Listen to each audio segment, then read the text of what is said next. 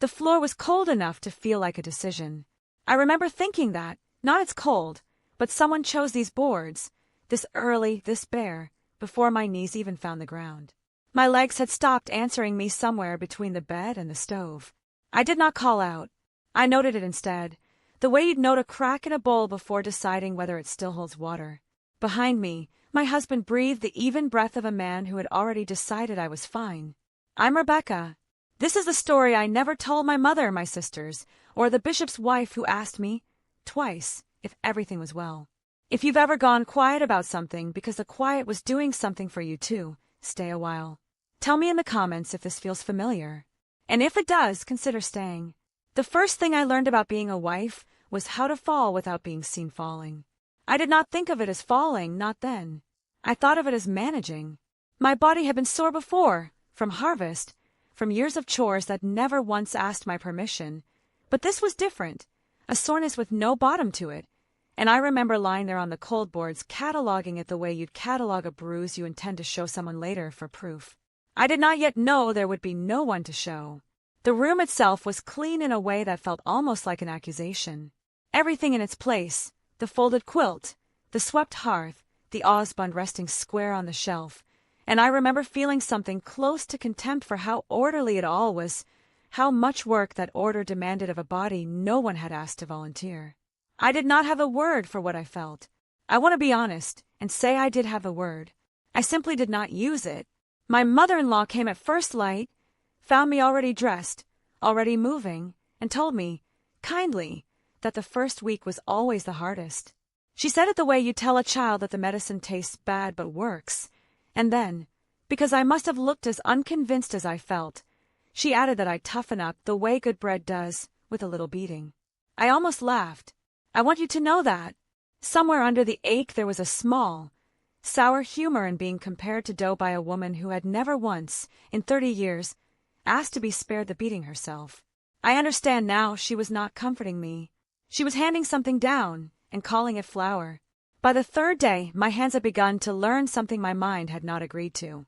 Kneading bread, hauling water from the pump before the sky had fully decided on morning, my hands moved through it with an obedience that unsettled me if I let myself watch them too closely, so. Mostly I didn't. I want to say my body betrayed me. That would be easier. The truth is closer to this.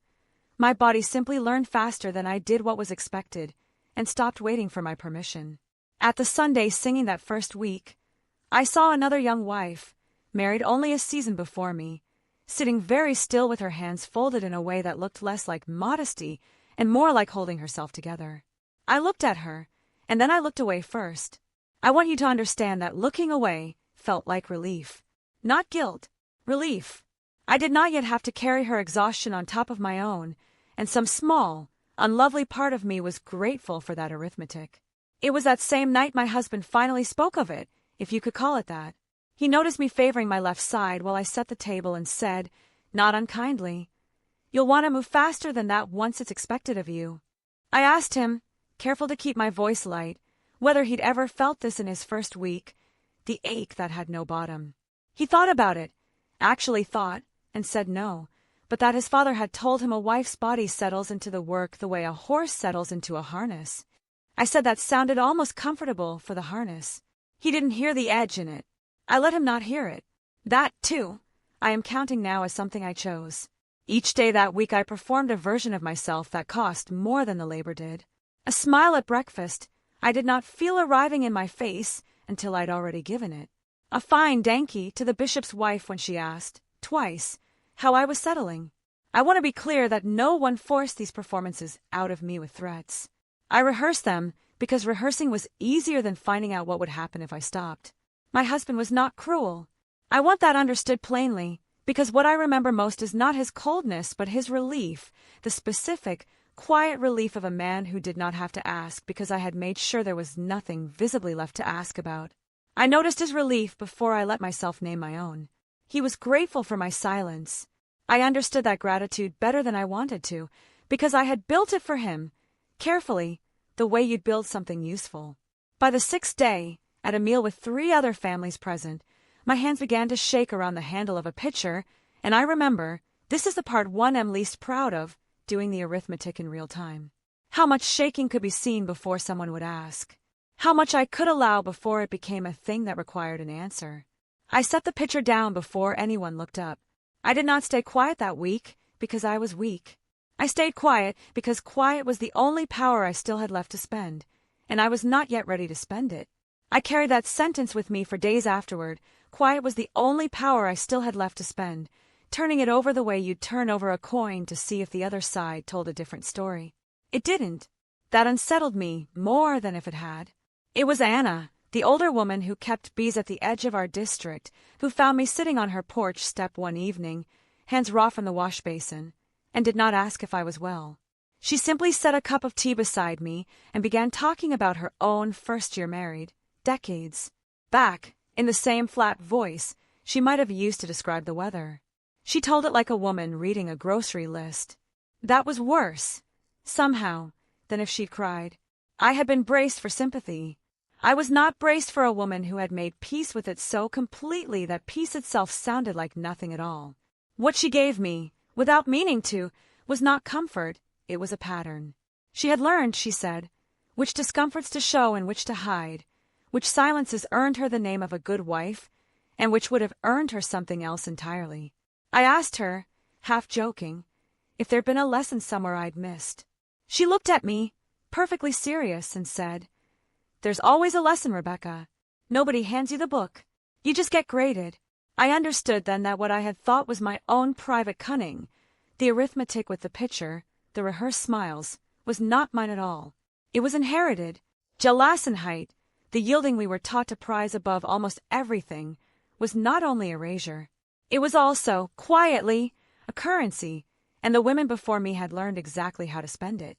I watched her hands wrap around her own teacup, cracked at the knuckles in a way mine were already beginning to match, and I did not think I feel for her. I thought, plainly, I will have hands like that. There was no grief in the thought. That was what frightened me, how flatly I could accept it, the way you accept weather.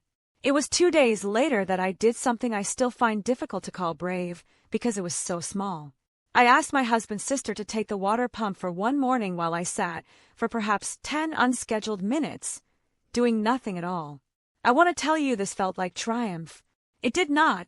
It felt like theft. I was flooded with guilt so immediate and so specific that I understood, in that moment, exactly how deep the training had gone. Deep enough that even 10 minutes of rest arrived dressed as a crime I'd have to answer for. I have thought many times since about how to hold both truths at once, because both are true. This community fed me when I had nothing. It also, in the same gestures, in the same hands, taught me to disappear a little more each week. I have never been able to hate them cleanly. That is the part no one wants to hear, and it is the part one have stopped apologizing for. I wonder, sometimes, whether you have done this too. Stayed quiet not because you were afraid, but because the silence was doing something for you, buying you a little safety, a little standing, a little peace you weren't ready to give up. I am not asking you to feel sorry for me. I am asking whether you recognize the arithmetic. By the end of that first week, I stood a little straighter. I want to give you a clean ending, the kind where the standing straighter means something was healed. I can't. What had actually happened was that I'd gotten better, measurably, specifically better, at hiding what still hurt. The improvement and the deception grew together, in the same soil, watered by the same hands. I think of that kitchen still, sometimes, the bread rising slow and gold in the early light exactly the way it was supposed to. It looked like patience. It was only practice,